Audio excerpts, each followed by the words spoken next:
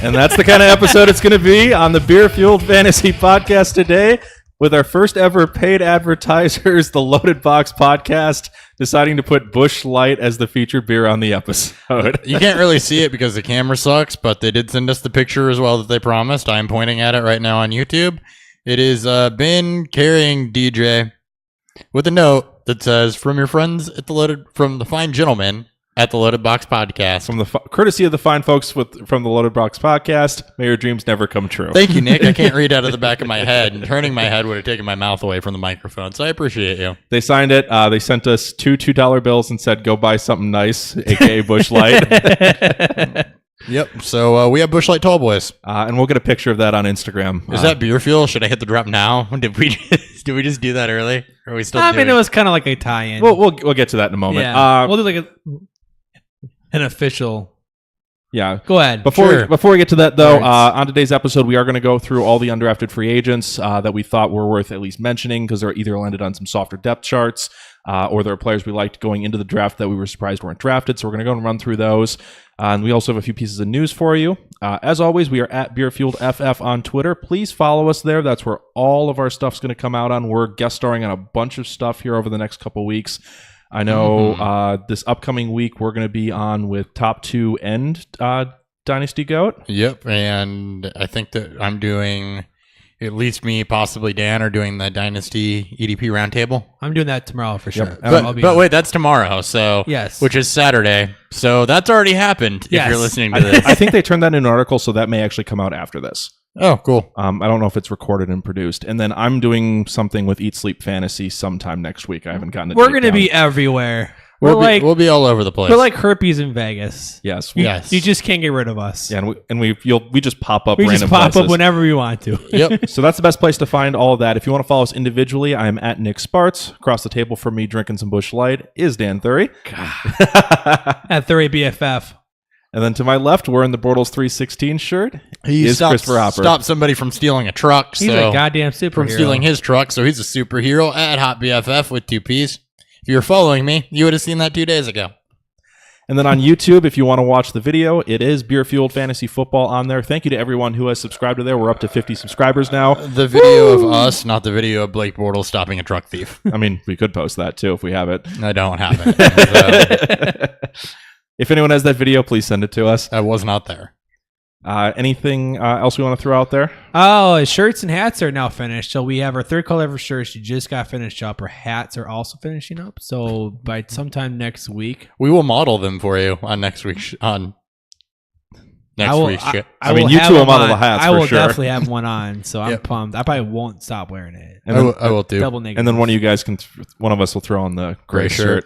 We'll make Nick wear the hat too. We'll make sure that we're wearing all 3 colors of shirts. Yeah, we can plan this, but we're terribly organized, so this will probably fuck up somehow. Dan or I think, has to wear the black because we both have red. So, yeah, I can rock the teal. Yeah, well, that's good because that's the only option. Actually, I've got a teal one in there, I think.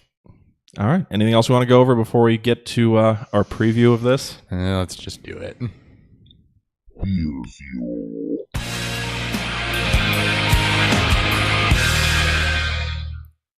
All right, we have Busch Light by Anheuser-Busch. They are based out of St. Louis, Missouri, and the first time we've had them on the show.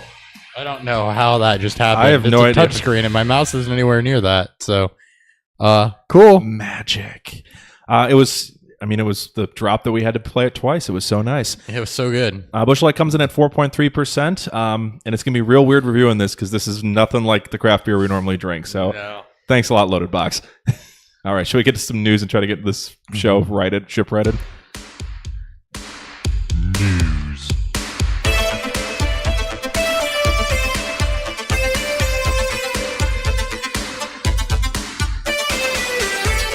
All right, and then out of nowhere, Mark Ingram gets suspended 4 games for a positive PED test.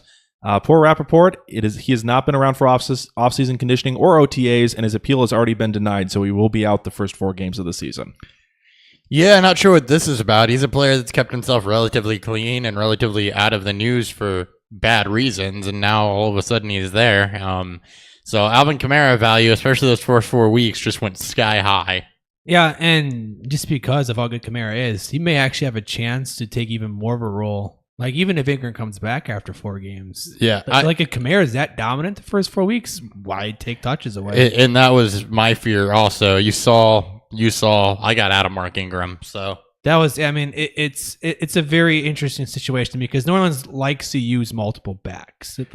They prefer 3 almost. don't forget Boston Scott's there, and this that's one right. might have just turned interesting for him.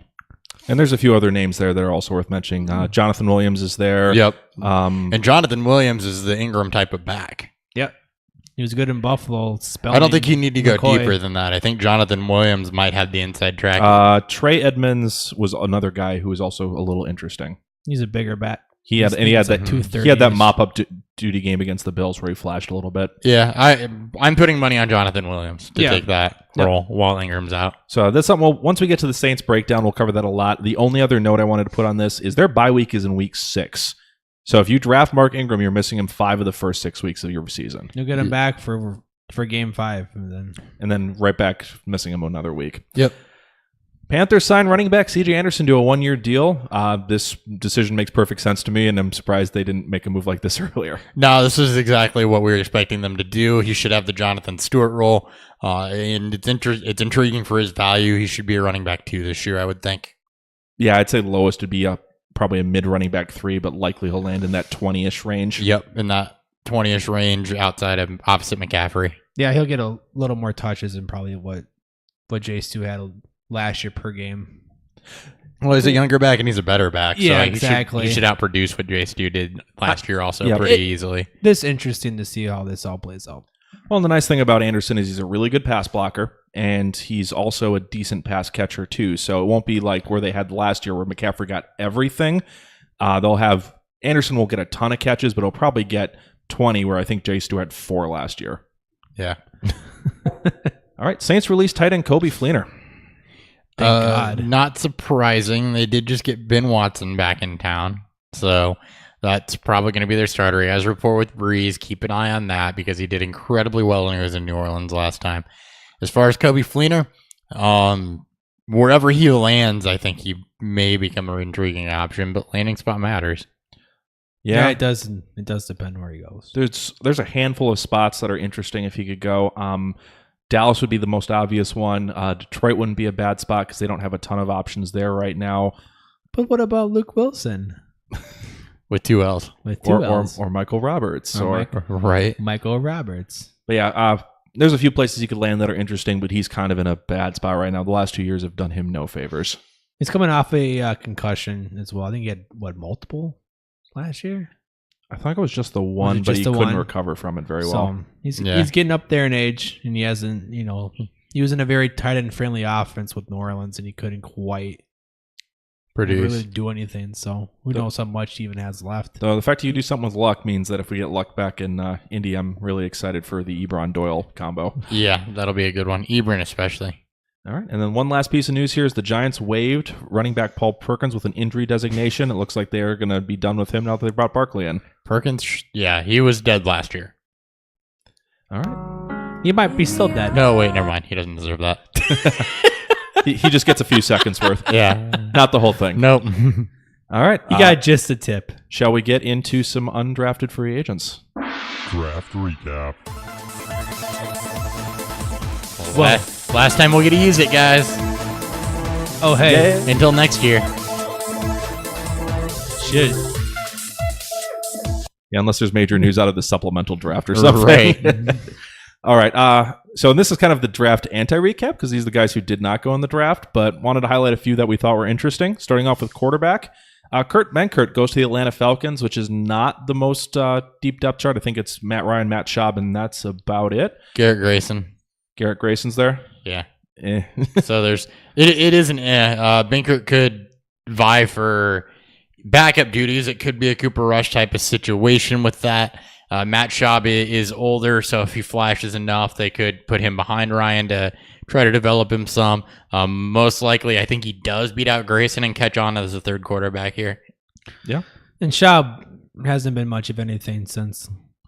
Yeah, His Schaub. last couple of years in Houston, too. I mean, like The issue is his arm's not there anymore. Yeah, so he knows what he has to do, but he's got like old Peyton Manning problem where he knows where he has to put the ball, but he just can't physically get it there anymore. yeah. Yep. Kyle Allen goes to the Carolina Panthers. I normally wouldn't have highlighted this one, but it's a situation where there's just not a lot on the depth chart. It's going to be him and something called a Taylor Heineke fighting for the third string. I think Gilbert's good enough to take the second string role. Yeah, I'd agree with you.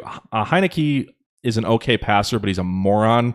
This is the guy who got himself cut from the Vikings by getting home late drunk, locked himself out of his own house, and decided to put his leg through a window to try to get back inside, sliced his ligament, and ended up on the IR for the whole year. Huh. Yep. Well then.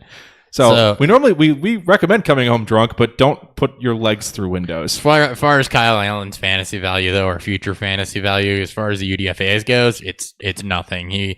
This is a guy that has never played more than 10 games or tossed for a ton of yardage. He never flashed much in college. We didn't like his tape too much. So no, he got enough. Nick hated him so much, he told us not to watch him. Yeah, it was a juicy landing spot. I would have preferred one of the prospects I like better going there, but I mean, you saw it's a name to know. Yeah, sure. I don't think anybody. Yeah, Quentin Flowers. This is a UDFA episode. Everything is going to be a short. I know. Quentin Flowers goes to Cincinnati Bengals. He is being moved to running back. I was going to say this is interesting because he moved to running back. Yep, he worked out as a running back and a wide receiver. And I was going to say this is interesting because he's going to be a position switch candidate. And as far as running backs go, they did lose Jeremy Hill. There's a little bit of room there, but Mark Walton's got the inside track at that. But if he can work as a receiver, a gadget guy, something like that, don't draft him, but keep an eye on how they're using him, especially if he flashes. Because I'm sorry. Go ahead. He's 6'1", 206. I don't think he's even that tall. I think he's like 5'11" or 6'10" or 5'11". Yeah, he's 5'11". But he's got slot receiver size, so that could work. He's got running back. He looked like a running back when he was running as a quarterback. I mean, he's 6 foot 210, so he's thicker. He'd be perfect for slot receivers. Ladies and gentlemen, meet Denard Robinson. Yeah, that's exactly what this is. Shoeless Joe Jackson. Yep, Shoeless Joe. Chase Litton goes to the Kansas City Chiefs. Should land as the quarterback four behind DJ Primo. I was just going to say, I think DJ Primo easily maintains his third string role here. So, but yeah, Litton was a guy that we kind of met on coming out of the process, so not real that concerned about that. Don't care. A guy we liked a little bit, and this is a great landing spot. Nick Shimonek goes to the Los Angeles Chargers. Yeah, they've got this Geno Smith guy there too, who's probably going to break his jaw again. Cardale Jones, I think, is still there. Yeah, Geno Smith, if you welch on another bet, may get punched in the face. Cardale Jones, We like Shimonek a lot, and I think Shimonek is another guy that has an outside shot at winning that backup job, especially with those other two there that have been around the NFL and not really flashed a whole lot. And could, if he develops well and he develops in a way in which they like him, Rivers doesn't have a lot of time left. So Shimonek might be the most intriguing landing spot of every quarterback we talk about for me. And he's big. He's obviously not Rivers, but he fits the same size and frame profile as Rivers, I believe, too. Yeah, and his arm was fine, and I thought that Shimonek's got a nice arm. Yeah, nice arm, and he's a little more athletic than Rivers. And he's relatively accurate. So he was a guy I actually expected to be drafted. Yeah, but instead Luke Falk was drafted and yeah. Logan Woodside. I don't want to talk about it. All right. We're not talking about Brandon Silvers. He goes to the Philadelphia Eagles. Austin Allen and Riley Ferguson both go to the Tampa Bay Buccaneers. And both won't make the team. Neither one's making that team. All right. On to running back, which just gets a little more interesting. You see undrafted free agent running backs hit a little more often than quarterbacks. Demario Richard goes to the Atlanta Falcons. Basically blocked there. He's terrible. Justin Crawford is blocked, but we liked him more. Yeah, of the two, Crawford's the more interesting one.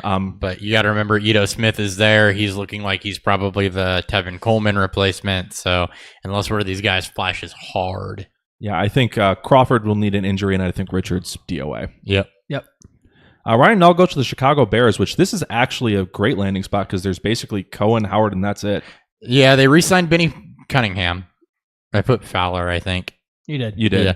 But wrong Benny. They re-signed Benny Cunningham, but the thing that the Bears are missing, they've got Teglin Mazzell on there too, but he's another same type of receiving scat back. The Bears are missing a backup running back, like a pure runner. So he could latch on as the kind of Jordan Howard handcuff. I don't think if Howard got hurt that it would be Cohen 100% of the time. Cunningham's a very similar back to Cohen also. So I really think that there's room as a backup kind of between the tackles banger that also plays special teams. He's also, you could probably see, if see some snaps at halfback. I mean, there was talks of moving H-back. H-back. There are talks of him moving to fullback. No, that could be also, and the Bears are a team that in the past has used a fullback, and they still will, but they've used a tight end there more recently. But yeah, at the same time, Ryan Nall is a very intriguing landing spot. Well, and the other big thing he has going for him too is he's a really, really good pass catcher, which they need another back who can pass catch besides just Cohen. And Cunningham. Yeah. I'm hoping Cunningham stays out. They re-signed him, so I highly doubt he's getting cut. I mean, it was a 1-year deal, wasn't it? Yeah, it was, but it's not like he didn't contribute last year, so just something to keep an eye on. And I lied. The next guy is actually more intriguing to me than Ryan Nall. Well, as long as the Fox doesn't challenge his touchdowns again. Yeah. Levon Coleman goes to the Houston Texans. Foreman's coming off an Achilles tear. Blue's a walking injury. Miller's walking ineffectiveness. If I'm putting a Corey Clement tag on somebody because of their landing spot and because of the opportunity that should be there, it's Levon Coleman.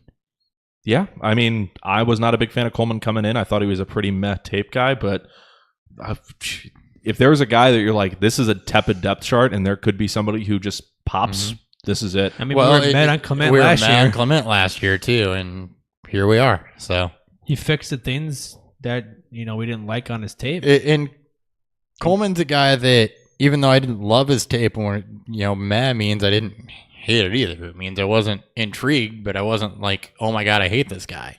I mean, he was kind of the weird situation where I went back and did notes on him later. I'm like, I barely remember watching his tape. Yeah. I don't remember watching his tape. It was him and Jarvion Franklin both that fit that for me. And I still vaguely do, but to me that says, all right, you didn't flash, you didn't shit the bed. So let's see, because that is how I felt about Corey Clement last year. All right, Darrell Williams goes to the Kansas City Chiefs. Don't care. Yeah. Cameron Pettyway goes to the Vikings. I think he's going to end up as a fullback. Yeah. Yep. Don't care. Rock Thomas to the Minnesota Vikings is a little more interesting. Super athletic. He is super athletic, but and they need a third back. Yeah. This is their weak attempt at the Jarrett McKinnon replacement. Yep. This is their weak attempt at it. And, I mean, but you don't really need another Jarrett McKinnon. Obviously, it's nice to have, but that's why you have Cook. That's why they kept, Murray, or why they're going to keep Murray. Somebody's going to be there as a third back. I just don't know that third back is going to have a lot of value now. If they had taken a bigger guy, which I guess they kind of did in Petway, then you may be looking at post Latavius Murray. But I think that Cook being back is going to change how we think about that backfield a bit. It's going to be a one-man show. It'll be a one-man show unless Cook gets hurt again. Yeah. I mean, and that's what we're looking at here. And that's where I think Rock Thomas's value, unless they bring somebody else in, if that happens, that's where Rock Thomas's value comes in. Right now, he's not McKinnon. So he's not going to see any type of spell type of role. No, right. It would be if something happens to Cook, Rock Thomas, I think, would get the McKinnon role in the duo between him and Murray. Yeah. Yeah.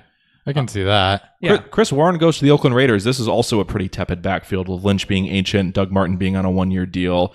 I don't really care about anyone else they have. Jalen Richard and DeAndre Washington. I don't care about anybody there. No, this is another really intriguing landing spot, if anything, because this backfield's wide open. Nobody was effective last year. None, including Doug Martin, who was fucking garbage last year after like 2 games. So the Raiders are throwing shit at the wall and hoping something sticks. So Chris Warren's going to be part of that shit. And, I mean, Gruden likes big pound 'em backs. So and that's exactly what Chris Warren is, with some agility. So there's some serious simmer on his name. I like that one a lot. When I heard he went to Oakland after not signing for a while, I was like, oh, that's a good spot. He's still going to need injuries. Like to have any sort of like. Well, no, I don't think he does. He needs to stick, and he needs a year or two to pass for that backfield to clear out because Lynch and Martin will go. He needs to perform well enough to stick. I don't think he needs injuries. I think if he performs well enough, he can carve out a role because Lynch got babied and was ineffective. Doug Martin, John Gruden's obsessed with Doug Martin. I don't know why, but I don't either. But. And like I fully expect them to draft a guy within a year or two. Like I like Warren. I mean, this is purely as a deep league stash, but you just want to see him stick to the roster. That's all you're hoping for year one, and then I agree with that. Let him see some snaps. I'm just saying that out of everybody, he has the chance to carve out a role here. Okay, all right. Josh Adams goes to Philadelphia Eagles. You're hoping for the blunt role, but I don't think he's that good. Philly's got a good offensive line, and at least. I mean, I have no faith in Josh Adams. I think he's garbage, but Yep. Yeah, looking at the blocking from his tackle, guard, and tight end, how did he not have more yards? But you know, I mean, there's just Clement's a pass catcher. Sproles is old and broken. But he's an offensive weapon. But he's an offensive weapon type who's not going to take. I mean, like you're talking about a chance potential this year. Clement is bigger though too. He is. Yeah, he's not a small pass catching guy. No, and Jay Ajayi is a better big runner. Big runner. So I'm not saying that I have any faith in Adams. Any faith here at all. Jarvion Franklin goes to the Pittsburgh Steelers. Third string, I guess. I mean, I'd actually take him over. He's got to beat out Ridley and Connor.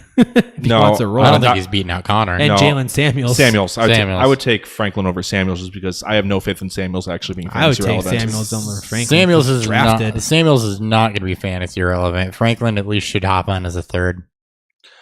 All right. San Francisco decided they needed another small back, so they added Jeffrey Wilson. Don't care. Why? Larry Rose and Akram Wadley both go to the Tennessee Titans. My money's on Larry Rose. These guys are fighting for... So Deion Lewis is going to be the receiving back and fill that DeMarco Murray type of role opposite Derrick Henry.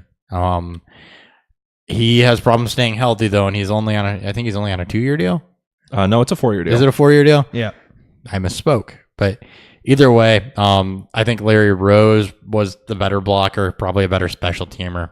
He's also bigger than Wadley. Wadley's fucking tiny. So bigger and more athletic. Rose is more intriguing because Lewis can't stay healthy. He's got his own injury issues. Exactly. Derrick Henry is pretty inconsistent as a runner. Yep. He might be like Lamar Miller, where in smaller doses he's more efficient, but the more he gets, the less better he looks. Yeah, you'll see him flash. But yeah, and the other thing I like about Rose is he's a good enough pass catcher. His receiving chops were amazing in college. Yeah. And even though Lewis is a good pass catcher, they may have Rose as the dedicated pass catcher. Yeah, Larry Rose is a much better all-around back than Akram Wadley is. Yeah, so one last time of stepping on Wadley's hype. Yep. No. All right. Wide receivers, Juster Way goes to Houston Texans. That's a pretty crowded receiving core. Yeah, and gross. He's nothing. Steve Ishmael goes to the Indianapolis Colts. This is more of because there's no there's ordained like second guy. 6 receivers fighting for that spot. But Chester Rogers, I like Fountain, Hogan, both more than this. Yeah, it's just, I mean, this is a situation where just keep an eye on who does get cut down. And not only do they need to beat out each other, Kane. Luck needs to come back to make this offense. Drive that value. Yeah, I mean, like to this, it's this is you got 7 guys vying for 2 receiver spots. Yeah. So what I'm calling this one out for, this is purely a watch this name, and if he makes the team over some other people who we've mentioned, that's when you take notice. And if Luck is healthy, and if Luck is healthy. So we need to see Luck throw a damn football. Please, for the love of God. All right. One of our favorite players, Al Lazard, falls out of the draft, goes to the Jacksonville Jaguars. He's very different than the other wide receivers there, as I've highlighted. So that's where his intrigue lies. He's a big bodied type, and they have a lot of speed guys there with Moncrief, with Westbrook, with Chark. So this is something to keep an eye on just because he's the bigger body type of receiver. Thought he was more athletic enough to be more than just a red zone threat. He's more, he's got better size than Keelan Cole. So, I mean, he's the biggest receiver on the depth chart by 3 inches, I think. Yeah, because Cole's 6'2", and Moncrief is either 6'2". He's either 6'2" or 6'3". I think it's going to be both him and Moncrief will be the red zone threat. If Lazard makes the team, which I assume he will because he fits a role that they need. I mean, ASJ, they all, other than that, like they just can't hand the ball off, to Fournette. Right. Watch him. I mean, they could, within the 5, but Lazard's got, good enough positioning. He's a big enough receiver, and he can win 50-50 battles, pretty frequently. My two guys that I liked as UDFAs actually didn't hate where they landed. I still don't understand how he didn't get drafted. Yeah, me either. I don't either. Shocks me. His tape was too good, and his athletic profile was too good. And he's a big, just whatever. Yep. Byron Pringle goes to the Kansas City Chiefs. He's not a guy we loved, but it's a team that has 2 established receivers, and they're looking for a third. Is he even a receiver? I thought he was more of a just a special. He's a guy. speed, deep threat, special teams guy. So this could maybe mean that they may move Hill into just a punt return type of role instead of doing kick return too. Yeah, Pringle's a great kick returner. Like if they want to give Hill just more of that traditional wide receiver work, I don't even want to talk about. I know. I mean, it's not about Pringles. It's more of Phil. Not worth it. If you're in receiving yard leads, be wary. Return yard, whatever. I think most people are probably in receiving yard league. All of them. My bad. Who needs receiving yards? Meh. Nobody. Corey Robinson goes to the Minnesota Vikings along with Jake Weineke. Robinson would be the one I would shy away from because we didn't like his profile as much. But both of them are bigger receivers, so they may get a shot if Treadwell does not pan out. Yep, Treadwell's going to have the first crack, but watch these guys to make the team. I like Weineke more. There's one wide receiver spot for the taking, like I said, but Weineke adjusted speed in his routes good. He dominated smaller school competition, so... is there a spot? Because they also brought in a Kendall Wright to fill more of the slot role. I mean, if they had a young guy they liked, they'd probably kick Wright, or they'd just keep Wright for a year maybe as one of them developed. And let him go, because Kendall Wright is nearing the end of his career, and he has all sorts of injury problems. Oh, yeah. I agree. These guys are fighting for 5 and 6, but I don't think Treadwell, he might not even make the team. I mean, with this year. With pretty much all these guys, this is... Just take a list of these names and see who sticks on rosters. And there's nobody else. Well, okay, I lied. But anyway, there's 2 other guys that might be slightly intriguing for me in the entire first part of this episode. Yeah, Quadri Henderson goes to the Pittsburgh Steelers. It's mostly going to be a returner. Yeah, really don't care about that. Karan White, a guy we weren't huge on coming out of the draft. We barely evaluated him, but he goes to the Seahawks, who is looking for a third receiver. We currently have the money on Darbo, but he hasn't proven himself yet. Somebody ended up there. I wish I had written it down now. Somebody ended up there that I didn't realize was there. Let me look that up. Are you talking about Jerron Brown? Yes. I mean, I would still put my money on. That's right. You go to Seattle. You're thinking of John Brown? No, I thought Jerron Brown stayed with. No, Jerron Brown's and JJ Nelson. Jason Nelson there. There's just two fucking J's there. Jerron Brown is more intriguing to me than Karan White is, and I think that Darbo still plays as well. Darbo. Can play the slot. This would be if he starts getting some hype in training camp. He's very athletic, so receivers like to get hurt in Seattle. Yeah, that is also very true. And they still have Lockett, who can't stay healthy. All right, Deontay Burnett goes to the Tennessee Titans. I would like him if it wasn't here. Yeah, Taywan Taylor's in front of him, who has a much better slot receiver. Yeah, Corey Davis, Rashard Matthews. I mean, I guess they need depth behind that, so he could catch on. He was mildly intriguing to me as a receiver, and he's a pure slot guy, so it's something to watch, but Taywan Taylor's much better. He's got good hands. He has no issue going over the middle. Even for his size, he likes to go over the middle. He's a pure possession guy, though. He will not make any big plays. Yep. And then let's shut on him one last time. Simi Cobbs to the Washington Redskins. If Doxson doesn't latch on. And he can get his head on straight. And Cobbs starts to play every play. Then and that doesn't mean he's on the field. That means he's actually putting in effort. That means he's putting in effort. Yeah. Then because when Cobbs played and Cobbs decided he wanted to play, he looked like he was a top 3 talent, top 3 round talent, not top 3 wide receiver talent. There you go. Like he was a top 3 round talent. However, he didn't play with effort. Hardly at all. And then he didn't work his ass off going into the combine, posted some atrocious numbers there. He looked more athletic than his combine numbers on film. He did. So Simi Cobbs is intriguing to me in the sense that if Josh Doxson bombs, because Washington doesn't have a deep wide receiver core. I still like Trey Quinn more here. Yeah. But that's it. It's just it's also the depth chart's pretty meh there. It's also Alex Smith who tends to favor receivers that can get open. He's not a guy that wants to throw you open. He wants to just throw to you if you're open. And Cobb's profile's more as a deep ball, a jump ball receiver, which is not Alex Smith's general game. Nope. He's going to use a guy like Trey Quinn or Jamison Crowder more than a Doxson or a Cobbs. But Cobbs does have the size in the red zone. They have the corpse of Jordan Reed, the corpse of Vernon Davis. Yeah. They have nobody really else there. I mean, Doxson's big. Doxson's big, lean, big. But he hasn't really done much. And no, yeah, because Cobbs is heavier than Doxson, right? I think Cobbs is like 220 Cobbs something. Is great size. He's like 6'3", 220. Yeah. I think. Which I think that's why he was getting round 2, round 3 talk before his terrible combine. And he did really well against Ohio State. Yeah, and then which everyone saw against Wisconsin. Yeah, then we all fucking hated him. All right, enough about Simi Cobbs. One last player to touch on. It was the only tight end we watched that didn't get drafted, and that was Marcus Baugh. Blocker. Yeah, he goes to the Oakland Raiders, and I thought he was a terrible player in general, so I did he too. may not even make the team. Probably won't. Should we review this bullshit? Yep. Beer review.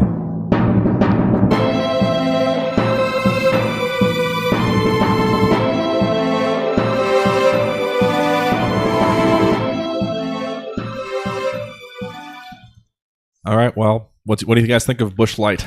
It's a light beer with a little bit more skunkiness. It reminds me of campfires, though, like when I was in college or whatever. It's cheap. I'm surprisingly drinking it pretty easy. I mean, it's going down fine. It doesn't taste like much of anything. It reminds me of playing beer pong, and the beer I would use. It's a chugging beer. Yeah, It has almost no flavor to speak of. it's But got nostalgic to it. It's got a slight skunk. It's got a slight skunk on the back end, but overall, the front end is water. Yeah. It's got a taste of nostalgia. Yeah, the front end That's is pretty water, much. and it's going. I mean, I'm halfway through this tall boy. It's going down pretty easy. Yeah, I'm about halfway to it. I mean, My work days suck, but I'm still gonna go halfway. Yeah, I'm with you guys. yeah, That's I mean, mainly it's a why. light beer.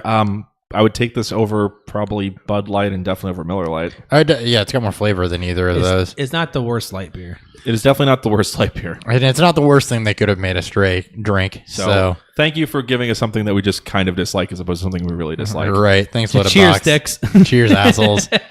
All right. Are you gonna announce the next segment? I or thought you were you just going to press He it. doesn't have draft. We're going to go into risers and sliders. Some guys who were veterans who we thought their overall value has changed from when right before free agency started to now. Risers first. Risers. Time on nostalgia. By the way, I was getting a haircut and stuff before the show, so I did not make new drops. So those will be replaced at some point. But for now, you get the classics. Yeah, when we get to our redraft risers and sliders, you'll hear some new drops. And sometimes we like classics. I don't like these, but it's what I've got to work with, so we're going with it. All right. So I put down for the requirements. Each of us are going to do 2 to 3 guys. We each did 3 for each one, so we're going to talk about 3 for each position here. 3 for each risers. Dan, kick us off with your riser. Are we going to just do all 3 or are we going to do one at a time? Round the circle. One at a time. We've done this before. Round table. I don't know. Hey, welcome to the show. My name's Chris. Hey, how's it going, Chris? I'm Dan. Pleasure to meet you. So my first player is Case Keenum. Denver didn't draft a quarterback as many thought they would do at pick 5. They drafted 3 playmakers around 2 through 4.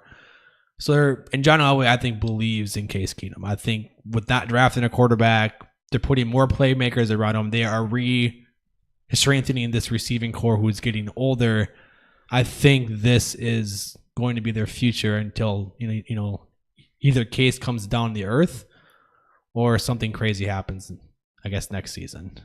And for redraft, this is great, and then for Dynasty, he's worth it. I think he's a high end 2 with some back end 1 upside here.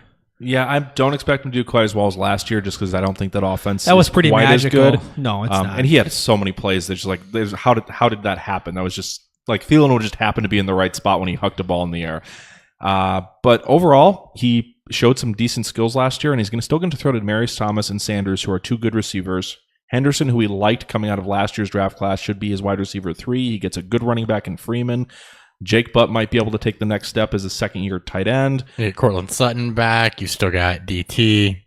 Yeah, and then they also added Deshaun Hamilton. So there's Yep. You got Sutton, Hamilton. There's all kinds of weapons in this Yeah. offense. He's got a lot of play toys. They're doing what a team would do around a rookie quarterback, and that's surround him with playmakers, and that's what they're doing with Keenum, and that's why he's going to rise up the board, just because he does have the upside with with the talent around him. yeah, And their offensive line's getting better too. quarterback's a big mess between I think about guy 10 and 18, so he's going to fall somewhere in there. This is where you don't draft a QB1 to be your main guy. You want to stream. I think Keenum's going to have a lot of streamer-esque qualities to him, especially in plus matchups. All right. Hopper, who is your first riser? My first riser was Marquise Goodwin. The 49ers did not draft an outside receiver. They took Dante Pettis, who we like, but he's not going to take over Goodwin. You got Garcon getting older, and they just extended Goodwin. So through free, and they didn't pick up anybody in free agency too, like we thought they were going to. So Goodwin stays intriguing. Goodwin stays interesting. We thought they were going to bring a 1 in. They did not the corpse of Pierre Garçon. Don't expect that to be great. Everybody's high on Jimmy G. He's gonna have to throw to somebody, and Goodwin had a pretty good season last year. So Marquise Goodwin is going up for me. I think Pettis might be able to play outside, but I don't think that necessarily hurts Goodwin in terms of dynasty value. No. And the other thing I really like that they did is they went and grabbed a left tackle. Yep. So that hopefully gives Jimmy G some more time to stand in the pocket and take shots. Yep. And I think Goodwin can be more than just a deep threat too. I agree too. All right. And I'm probably you guys probably disagree with me because you guys are so high on him to start, but I actually have Kenyon Drake rising slightly just because I thought they were going to bring in things significantly worse than the corpse of Frank Gore and Kalen Ballage. No, I was with you on this because even as much as I vehemently denied it, that was more of me trying to wish it into existence. And then this happened. I'm like, all right, Kenyon Drake's the guy. So, and I think that Kenyon Drake is the guy. Ballage's upside is Damian Williams, and I don't even think he's that good. So yeah, I'm gonna hear that 5,000 times from you. No, I'm not going into it anymore than that. No, we've talked no, about just enough. the Kalen Ballage's upside is Damian Williams. Yeah, and Frank Gore behind this line. He's on vacation there. Yeah. So I just for me, it's not the players behind him. It is Adam Gase. I'm just more concerned. And I was already high on him. That's why it's a little bit different because Nick was super low on him. I've come down a little bit. Not because I may like Ballage, but that's because of his upside. Because I think he's garbage between the tackles, and I don't think Gore is going to do much. I think Gase could end up fucking something up here, though. I'm just more concerned with that. That's all. Yeah. I mean, I don't worry as much about Gase having been exposed to him a lot. I think he's getting a lot of a bad rep, but I mean, I'm not. I mean, last year was a shit show, but part of that was Ajayi not learning the playbook. You saw what Kenyon Drake did after he got there. Or after Ajayi was shipped out of town. So, yeah, I mean, there's definitely still a few things I'm concerned about. I'm still concerned about what type of workload is he going to get. He also gave Damian Williams 2 more touches in those first 3 games. And there's also concerns with the offensive line. How good is this offense going to be in general? So there's still definitely some question marks, but a lot of the massive concerns I had going into draft and free agency, I was expecting him to bring in somebody like C.J. Anderson or something like that. Gase was obsessed with Anderson. I'm surprised they didn't even kick the tires to him. I'm sure.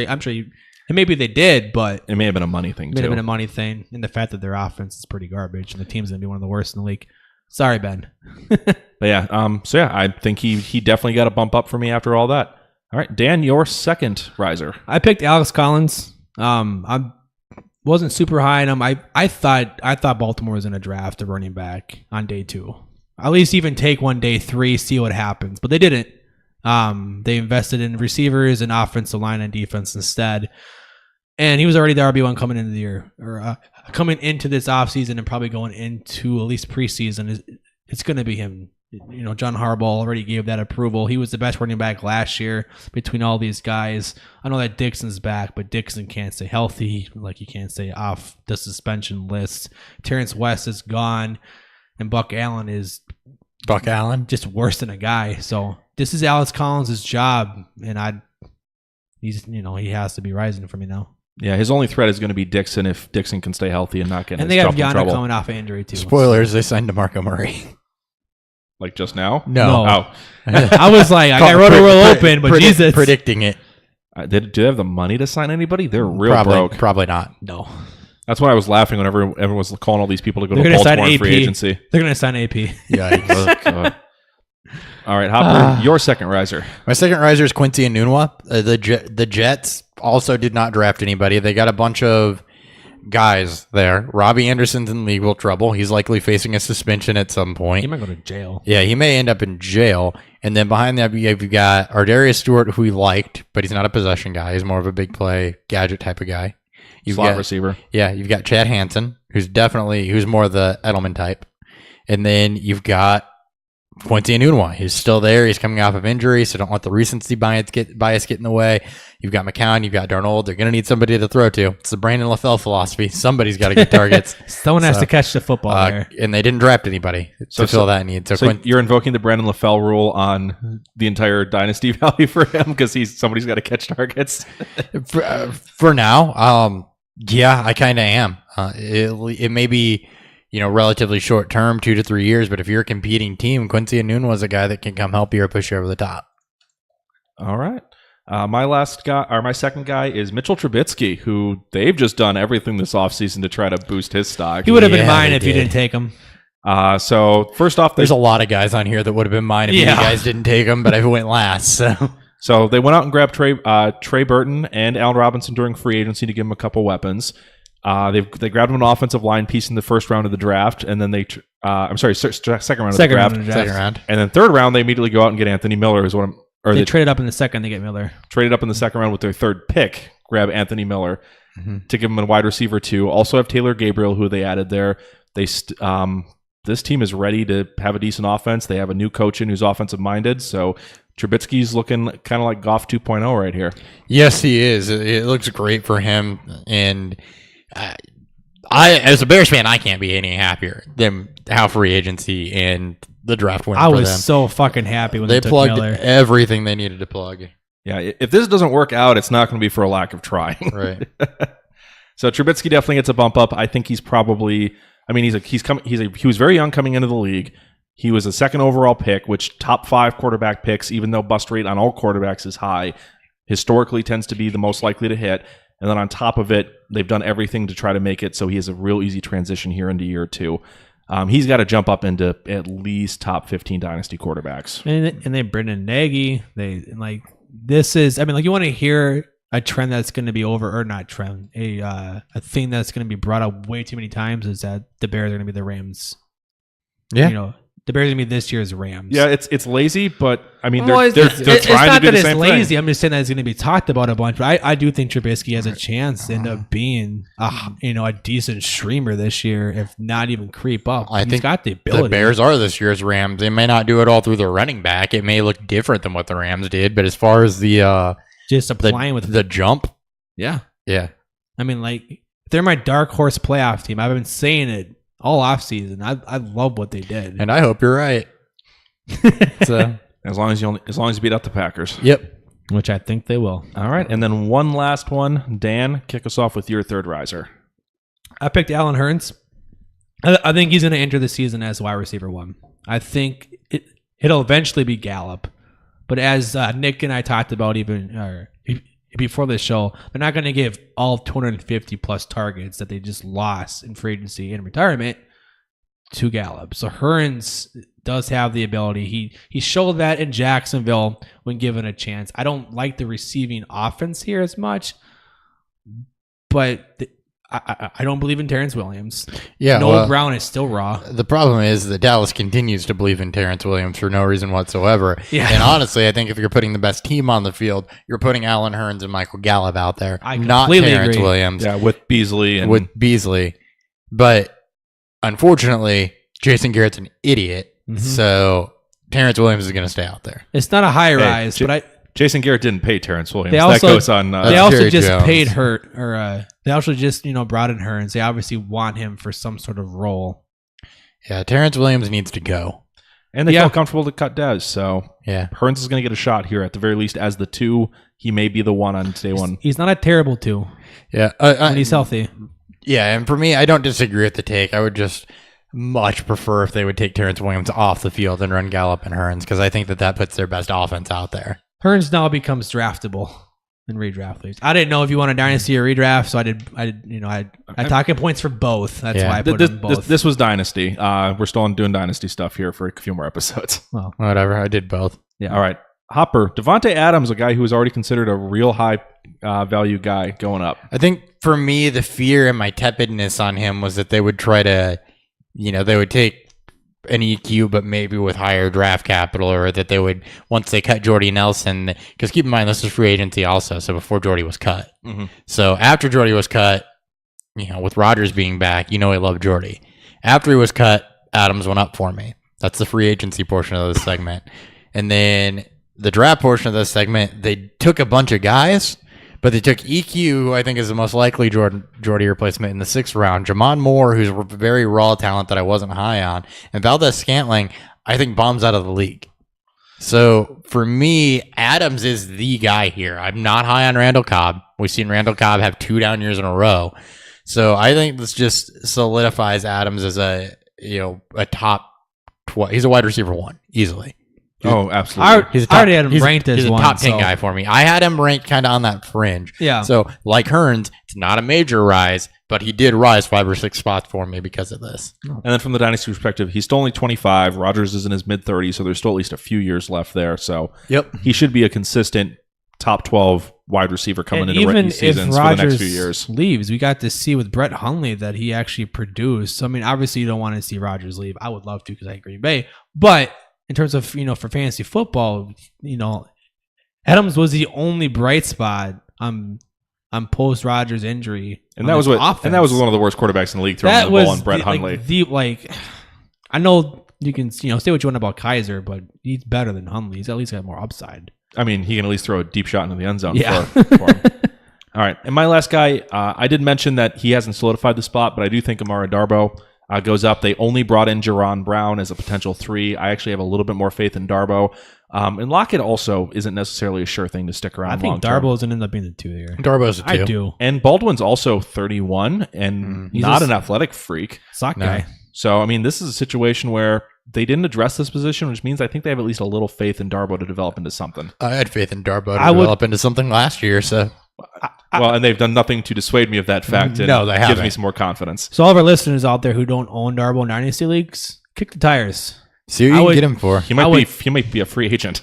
if he's on someone's roster, which means they may believe in him. Even if they just drafted him and they forgot about him, throw out a third for him. For example, one Dynasty league I'm in, which is mostly Seahawks fans, one of the Seahawks fans asked, "Who the hell is Darboh?" Terrible Seahawks fan, apparently. Was it Paul? It was not Paul. All right, and then on to veteran sliders. Sliders, but not the White Castle kind. Oh man, White Castle would go real good with Busch Light. It would. Then it really brings back the good old days. All right, we're going to switch order here. Hopper, give us your slider. I'm going to go through this real quick. It's Carlos Hyde. They brought in Nick Chubb, who is widely regarded as the third best running back in this draft. And Hyde's had problems staying healthy. He can be cut after the season. So Nick Chubb, I think Hyde just doesn't have a stranglehold on this backfield. It's going to be probably at least split. And if Chubb performs like we think Chubb is going to perform, you could see Hyde's role diminish. He was a guy that when he went to Cleveland, I loved it. Then they took a guy, so he's got to fall down for anybody. I think Chubb could take this role mid-season. I think so too. And Hyde is just Hyde has value for 6 weeks. If he has one good week, trade him. It's a Spencer Ware thing. Hyde's going to hurt himself preseason, and boom, it's Nick Chubb. This is like the high-end Spencer Ware thing of last year. I mean, and then the other piece with him, too, I mean, it's just unfortunate if you owned him because it went from, hey, he landed in Cleveland, there's just Duke Johnson there, he's going to be a free agent after this season, they have a good offensive line, this is awesome, to, oh, crap, he really needs to get out of Cleveland. And I own him, so. It happens. It does. All right. Dan, your slider. Marlon Mack. First thing I was wrong on him last year, but that was more due to us being new to this. But anyways, so he survived free agency. He was probably a riser on most people's boards after free agency. Draft comes, they take not just one running back, they take 2. They take one who could essentially be him in Hines. Wilkins fits more of the traditional between the tackles guy, and Mack is now going into shoulder surgery, which is now being speculated that he's going to be sidelined through most of the offseason going into preseason. And he's not a 3-down back. To me, it's just going to be if Hines produces and looks better than Mack, he's going to get on the field even more. If Wilkins, which I liked on tape, I think could steal even more work from Mack, and this just becomes a 3-headed backfield that looks gross. Yep. So I actually have a little bit of a different take just because they've done so much to bolster that offensive line here by grabbing 2 offensive linemen with their first 2 picks that he may have some competition now, so it's not a guarantee he'll get the job, but if he gets the job, I think he's actually in a much better situation after the draft. So it's probably a higher ceiling, lower floor situation. Yeah. He was so inefficient on I mean, I wasn't super high on him in the first place. Yeah. So, but it's more of a, hey, if he can win this out, which, I mean... This is the guy that most people had high after free agency. I know that it's got both free agency and draft to this, but this is a guy that went up higher than most, and then he fell because of this draft. Okay, well, I'm evaluating from where I saw them before free agency I know. started. I'm doing both. So for me, his overall would be up just because the people they did bring in. If they didn't draft Wilkins and they just drafted Hines, I would this would have not even been on this list. The fact that they drafted essentially, a guy to take a lot more of his touches away. I mean, it's a 5th rounder. I like Wilkins, but I'm not sold on him. So I actually, of the 3, I still want Mac. I want none. Want none? I want Wilkins more than just because I think there's more upside to him. All right. My first slider is Devontae Booker. This might be a little bit of a lazy one, but they bring in Freeman, and I think Freeman does everything he does better. Yep, Freeman's got this job, and I no debate here for me at all in the least bit. Booker's dead. I was low on Booker to begin with. Here you go, Devontae Booker.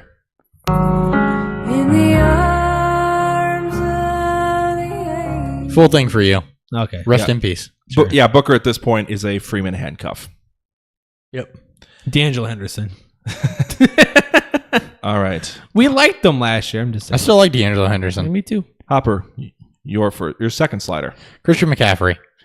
And I don't have the drop on here, unfortunately. I'm not going to eviscerate him, though. It's just because C.J. Anderson came in, which means McCaffrey's not going to get as much of the between the tackles work. I had more faith in McCaffrey as a between the tackles runner than I did Cameron Artis-Payne. So this is kind of like, how Hearns was a mini rise. This is a mini slide just because C.J. Anderson is going to take touchdowns from him. He is going to take goal line from him. He is going to take a lot of the between the tackles work from him. McCaffrey still has amazing value, especially in PPR, but it's not what it could have been. I mean, they also drafted DJ Moore. There's going to be more targets. Greg Olson's back. Yep, he's going to get somewhere around 100 targets. It's a good point. And DJ Moore being Moore. there. Yeah. It's not with Norv Turner there, it could be pass heavy, but Cam is not, that type of quarterback. So, I mean, it's a little different. It's not even just with CJ Anderson. It's with Olsen coming back and with DJ Moore. Yep. So I dig him for 2018, but it's a 1-year CJ Anderson deal. So for Dynasty, it doesn't really even move the needle for me. Yeah, not for that. But again, it wasn't specified what we were doing. So I took both approaches here. And for redraft, it does. So what you're saying is he might be a good buy low if he comes out and struggles the first couple weeks. If CJ takes more away from him than what we expect and he doesn't get the targets, I don't think he will. If people panic and forget that Anderson's on a 1-year deal after it looks like McCaffrey's not getting the volume, he could be a buy low. There's a lot of Dynasty owners that see just 1 year. There's a lot of people that recency bias is so strong that if McCaffrey comes out and doesn't get a ton of work, the recency bias there. But again, my thought on McCaffrey has always been that he's not more than, Danny Woodhead plus, pretty much. Yeah, a really, really good Danny Woodhead. Yeah, that's been my evaluation on him since we watched him last year. All right. I'm going to go with Pierre Garçon. Coming off the neck injury, they do draft Dante Pettis in the 2nd round, who I think they're looking to replace Garçon eventually. They have an out on Garçon's contract after this year without having to spend too much money at that point. And it looks like they're just kind of getting ready to kind of start retooling this offense around him. They're not doing it in a hurry. But grabbing Pettis in the 2nd round after just extending Goodwin wasn't... They traded out for Pettis, too. Yep, traded up for him. That's enough for me that it's like, all right, Garçon's ticking down. I still like him a little bit in 2018 because I think it's going to take Pettis a little bit of time to develop, but he's trending the wrong way for Dynasty. It also depends how many, just how much he throws. The fact that he didn't throw a lot of touchdowns last year, just a Jimmy G. So, it depends how they want to use Garçon. Garçon didn't have that rapport with Garoppolo because he was already hurt at that time. Yeah, they never played together. So, yeah. And I like Trent Taylor, who I think... flash a little bit with them. You could steal some of that role. I used the corpse of Pierre Garçon earlier, so that means I agree with this. So. All right, Hopper, your last guy. Peyton Barber. Yeah, I don't get the top. This wasn't about. Oh, you did have he has a second guy. I have 3. Yeah, Sanders. I'm sorry, Sanders. So I'm going to double down on another Bronco, even though I just hyped up Case. I think Sanders is going to end up being the potential odd man out here. I think Thomas and Sutton are going to be your outside guys. I think Sanders I think he could have a role here, but he's gone down in production. His dynasty outlook is outlook is completely terrible. Gone after drafting 2 receivers in the first 4 rounds. especially drafting one even last year, in the third round with Carlos Henderson. I think for Dynasty wise, you should try to, move Sanders to maybe a championship team looking for a flex option at best. And that's all I see him in. Well, I'm a championship team that needs a flex option at best, and I am Emmanuel Sanders. So there you go. We don't even. Yeah, You're gonna ride him till he dies. I'm gonna ride till I die, and that's pretty much where he's. I don't even know how much you can sell him for. You can't. So, all right, you got to stick with him. Back to Peyton Barber. Back to Peyton Barber. They took Ronald Jones, and I think it's Ronald Jones's backfield. I think that anybody that thought Peyton Barber was going to be the heir apparent here or whatever because he flashed a little bit. Sorry, I never bought in. I think I told people not to buy in. I think they were lying to themselves. I think they were too. It never should have been. But unfortunately, until they picked somebody up, you had to think, okay, maybe Peyton Barber does have something. But now that Ronald Jones is there, nah, Peyton Barber's dead. Yeah, he'll be a change of pace, handcuff role. Yep. He's a faller, but I'm clearly lower on Jones than you guys. I think Barber's going to be a nuisance for Jones's touches, especially early. I don't. I mean, I could see that, but it's not going to make him fantasy relevant. Yeah, in Dynasty long term, no. No. Not at all.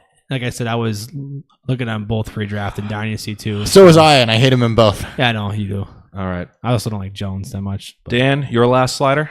Ted Ginn. Like I said, both redraft and Dynasty. He had a 75% catch rate last year. 15% higher than any year that he's ever had. They bring in Cam Meredith. They draft Traquan Smith, which you guys know how much I love him. Ted Ginn may be the odd man out. I think he may start out as a starter, as opposite of Thomas. Meredith, we don't know what he's going to be, but Ginn's 33 years old. He's been nothing more than just a deep threat. I think he got lucky last year, falling into that wide receiver 2 role because Snead was suspended and sucked and then got hurt. They drafted a guy, they bring in Meredith, who is a far better talent than Ted Ginn at this point. In both redraft and Dynasty, Ted Ginn is pretty much, I think, dead. I mean, we were looking at kind of the end of days for him anyway, so this wasn't a huge shock. But this is more or less just because, someone may see through recency bias that Ted Ginn was pretty productive last year through a certain stretch, even with an offense that was... There's a recency bias, and then there's Ted Ginn bias. And Ted Ginn bias is that he can't catch and he's I still terrible, can't believe so. it was 75% catch rate. I'm like, Jesus Christ. That's ridiculous. I mean, it does help when Drew Brees is throwing you the football. It does. No. Corey Coleman? Yep. Nick, who's your last slider? Corey Coleman. So he came in looking like it was going to be Josh Gordon and him. That they had Njoku as their tight end, and they were going to go ahead and draft a quarterback. Then they trade for Jarvis Landry, so he's going to get less targets, and then they go and draft Caldwell in the 4th round. And or Callaway, Jeff Janis. They what? And they also brought in Jeff Janis. I don't care. He's not going to make the team. But they they draft Callaway in the 4th round, higher than I thought he was going to go with all his off-field issues. Pair him, so now it's a really crowded wide receiver core. He's coming into his 3rd year. He hasn't been able to stay healthy. He's in a real tough situation to prove himself and get a second contract. Well, there's been multiple reports that they would trade him if they could. I think he will get traded. I think somebody will pay. He's young. He's 24, 25. I think he's 23. Yeah, so he's super young. If he gets traded, depending on obviously where he gets traded to, he's got upside to him. And he looks, he doesn't look terrible when he's healthy. No, he's flashed a few times. He'll turn 24 in July. Though I do agree with you that his time is up in Cleveland. It is up in Cleveland. I think wherever he lands, he's intriguing. Yeah. But it's up in Cleveland. But you're kind of you're sitting here waiting for either his... I would actually go and buy him because I think... Because whoever owns them may be down on the fact that they you can probably buy him dirt cheap now. Yeah, I mean, he's flashed when he's been healthy. He's flashed in his offense. He's on rollback at Walmart. So, I mean, if you're on the type of team where you've got your set, you don't need him, you just want to grab him as a cheap buy, yeah, absolutely. I would say piece. He'd be a great guy to sit on. He's similar to guys like Moncrief, Mike Williams, guys who have had draft capital in them, who have flashed a little bit, who haven't put it together. You're just like, I'm just going to hold them and see what happens. And if you can go buy those guys cheap, do it. It's a good 3rd round buy if you go for 3rd round or Or a late second. I mean, it's worth it. But if you're planning on starting Corey Coleman, I'm real sorry. Don't do that. Please. All right. Anything else we want to go over before we put a bow on this? Nope. Hour, I feel like, was way too long for UDFA. Well, we did a lot of other stuff in this episode. Well, thank you so much for Loaded Box for sending the picture. We'll get pictures of that on Instagram. Not thank you for the beer recommendation, but thank you for the beer money. It wasn't as terrible as I thought it was going to be. I don't believe it was a recommendation. I believe it was an obligation. It was part of the trade agreement. It could have been worse. It could have been worse. Well, it was part of the trade. That was our advertising price, was beer money. Dang, a photo on our wall that you can barely see. There you go. Yeah, did it cost less than $4 for all 3 cans? They were on 2 for $3.33 special, so just a little bit more. Just a little more. All right. Well, thank you so much again. I guess I should mention. Sorry, I guess I should mention that they also sent the $4 in $2 bills. I thought I said that earlier. You did, but you I'm said mentioning 2 for 2. I'm mentioning it again. So. All right, so shout out to Loaded Box again. Thank you so much for that. You can follow the show at BeerFueledFF on Twitter. You can find us on Facebook, YouTube, Beer Fueled Fantasy Football, Instagram as well. Individually, I'm at Nick Sparts. At Theory BFF. Normally you just tell people where you're pointing to. I know, I felt like gesturing now. Roll with it. Oh, I did. At Hot BFF with 2 Ps. Thank you so much for tuning in, guys. We'll catch you next time on Beer Fueled Fantasy Football, where we're going to do a mock draft for you. See ya. Later. Peace.